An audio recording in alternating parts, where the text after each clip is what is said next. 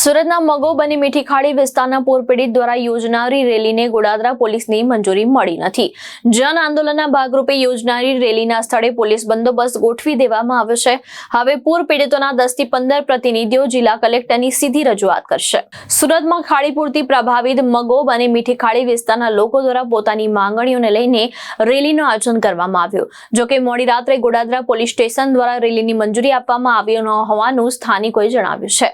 સ્થાનિકોના આક્ષેપ પ્રમાણે પોલીસે પહેલા રેલીની મંજૂરી આપીને ત્યારબાદ રાત્રે આશરે 2 વાગે કેટલાક લોકોને પોલીસ સ્ટેશન બોલાવવામાં આવ્યા અને તેમના મોબાઈલ જપ્ત કર્યા બાદ રેલીની પરવાનગી રદ કરવામાં આવી।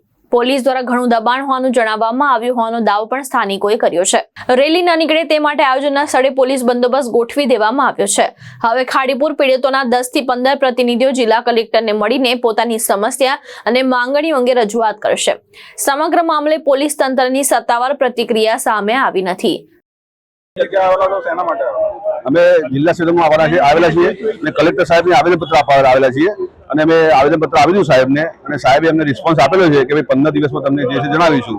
એટલે જો હવે 15 દિવસમાં અમારું કોઈ નિરાકરણ નહીં આવે તો અમે લિંબાયત ઝોન ઓફિસના સામુ ધરણા કરવાના છીએ। સાહેબને અમે પણ કીધું છે કે અમે આ રીતનું કરીશું આંદોલન। જો કારણ કે અમારે હવે પબ્લિક 20 વર્ષથી 22 જે પાણી આવે છે એમાં લોકોની હવે ધીરજ ખૂટી ગઈ છે, લોકો કંટાળી ગયા છે હવે, કારણ કે હવે છેલ્લા 10 વર્ષ રોજ દર વર્ષે ઘરની અંદર પાણી આવે છે અને આજ સુધીમાં બધી એક જ વસ્તુ કે પાણી આવે એટલે કે ભાઈ અમારી મિટિંગો ચાલુ છે, અમે કમિટી બનાવેલી છે, જાપાનની ટીમ આવેલી છે, પણ આ બધું ટોટલી વસ્તુ ફોગટ જાય છે। આમાં તાપી જે ખાડીના ડ્રેજિંગ માટેનું કામ પણ છે એ પ્રી મોન્સૂન કામોની પણ જીરો છે। એટલે હવે બોલો અમે ત્રાસી ગયેલા છીએ। એટલે અમારા તમામ રહીશો ટોટલી 100 ઉપરની સોસાયટીઓ અમારી છે બધાને અમે કરી છે ભાઈ હવે આનું આંદોલન કરવું પડશે। એટલે હવે અમે આમાં તંત્ર તો અને ઘણા લોકો રાજકીય પાર્ટી અમારી આ આંદોલન તોડવાના પ્રયાસો પણ કરે છે, પણ અમારા લોકોને આપણે બધા સમજી ગયેલા છીએ કે ભાઈ આમાં આપણે એ કહીશું તો જ આપણને આ વસ્તુનું નિરાકરણ મળશે।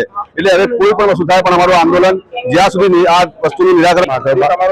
દિનેશભાઈ પટેલ, માધવબાગ। હવે અમે કલેક્ટર સાહેબશ્રીને આવેદન આપી છે, સાહેબે અમને પોઝિટિવ રિસ્પોન્સ આપ્યો છે। એમને એમ કહ્યું છે કે ભાઈ ખાડી માટેની સંકલન મિટિંગ 3 વાર મળી ગઈ છે અને જેટલું બને એટલું ઝડપી તમારી સમસ્યાનો ઉકેલ અમે લાવી દઈશું એવું અમને આશ્વાસન આપેલું છે।